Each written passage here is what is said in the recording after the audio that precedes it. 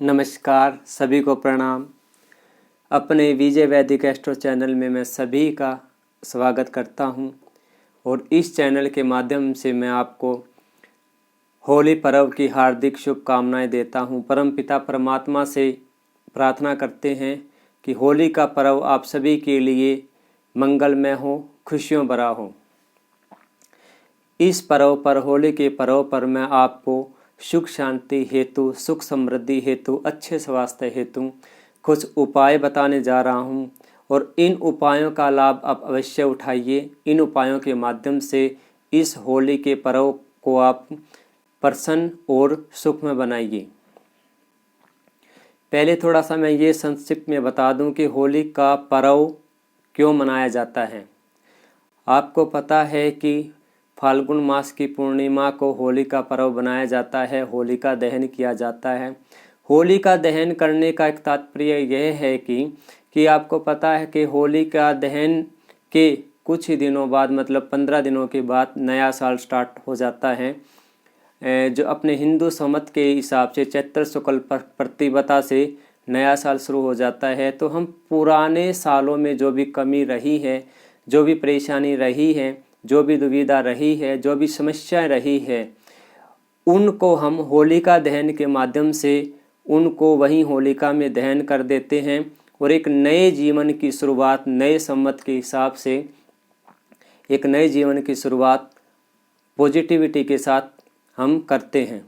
इसीलिए होलिका दहन का ये महत्व है कि जितने भी पुरानी समस्याएं पिछले साल में रही है और वो उन समस्याओं का अंत करने के लिए हम होलिका दहन की पूजा करते हैं, ताकि सुख शांति से आने वाला समय हमारे लिए व्यतीत हो। और आपको पता भी है, होलाष्ट भी 10 दिन के होते हैं।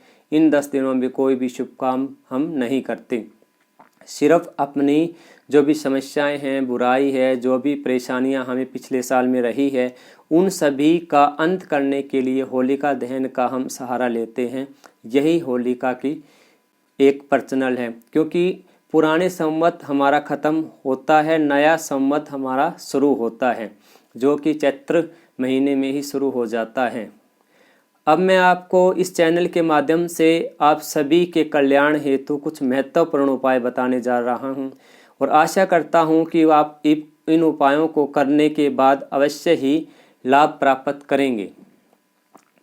क्योंकि आपको पता है, होली का पर्व ऐसा है जो कि एक मंत्रों को अभिमंत्रित करने के लिए, किसी भी तरह का लाभ प्राप्त करने के लिए, साधना सिद्धि करने के लिए, पूजा पाठ करने के लिए, कुछ तंत्र मंत्र का प्रयोग करने हेतु होली का पर्व सबसे सर्वश्रेष्ठ बताया गया है। क्योंकि अपने आप में एक शुद्ध मुहूर्त होता है, अन्य शुभ कार्य इसमें नहीं होते। सिर्फ और सिर्फ हमारे कल्याण हेतु होली का पर्व मनाया जाता है और इन्हीं के निमित्त कुछ मैं आपको उपाय बताने जा रहा हूँ। सबसे पहले मैं आपको बताऊंगा कि यदि किसी प्रकार के धन से संबंधी समस्याएं आपको चल रही हैं, धन से संबंधी कोई परेशानी चल रही है, तो आप बाजार से चंदन की लकड़ी लेकर आइए। उस चंदन की लकड़ी को आप होलिका दहन में डाल दीजिए। इससे आपको धन संबंधी जो भी समस्याएं रही हैं अंतिम वर्ष में, उन समस्याओं से आपको निजात मिलेगा। जिन किसी बच्चों की शादी नहीं हो रही है, जिन युवा युवतियों की शादी नहीं हो रही है, शादियों में विलंब है, किसी तरह से शादी में रुकावट है, रिश्ता नहीं बन पा रहा है, तो आप एक उपाय नोट कीजिए। हवन सामग्री लेके आइए। हवन सामग्री में थोड़ा सा देसी घी, थोड़ा सा जौ मिलाकर इस सभी हवन सामग्री को, जिस भी किसी युवक या युवती का विवाह नहीं हो रहा है, वो अपने हाथ से इस सामग्री को जौ और देसी घी मिलाकर हवन सामग्री में इसे आप होलिका दहन में डाल दीजिए। इससे यथाशीघ्र ही जो विवाह में रुकावटें आ रही हैं उनसे निजात आपको अवश्य मिलेगी। स्वास्थ्य संबंधी प्रॉब्लम, समस्याएं आपको चल रही हैं, स्वास्थ्य संबंधी प्रॉब्लम, कुछ ना कुछ नई बीमारी आपको घेरे हुए हैं, कुछ ना कुछ नई बीमारी आपको शरीर को लगी हुई है, तो आप एक काम कीजिए। एक मुट्ठी काले तिल लेकर उन्हें 3 या 5 बार अपने ऊपर से घुमाकर इसे भी होलिका दहन में डाल दें। आपको काफ़ी हद तक बीमारियों से इससे निजात मिलेगी।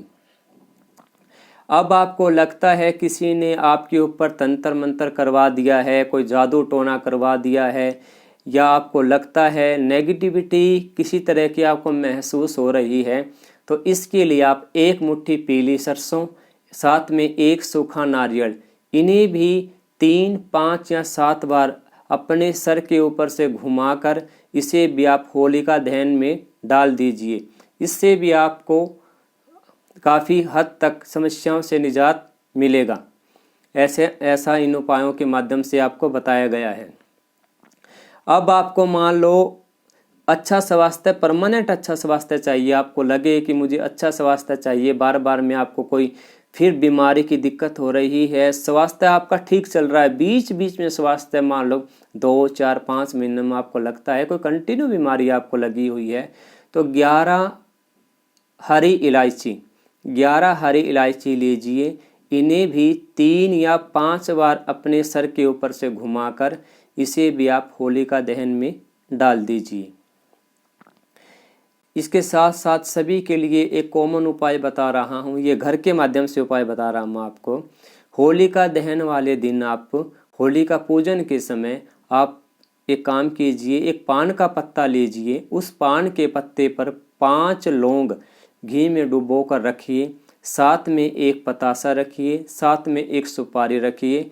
होलिका पूजन के समय ये सारा सामान आप होलिका पर चढ़ा दीजिए, ठीक है। और सभी घर के सदस्य होलिका दहन के समय सभी सदस्य 1 सूखा नारियल अपने ऊपर से, सर के ऊपर से 5 या 7 बार वार कर इसे भी होलिका दहन में आप डाल दीजिए। इससे भी किसी भी तरह की कोई समस्या, किसी भी तरह की कॉमन उपाय हैं, सभी कर सकते हैं। किसी भी तरह की समस्या आपको है तो इससे भी आपको काफ़ी निजात मिलेगी, किसी समस्याओं से आपको मुक्ति मिलेगी।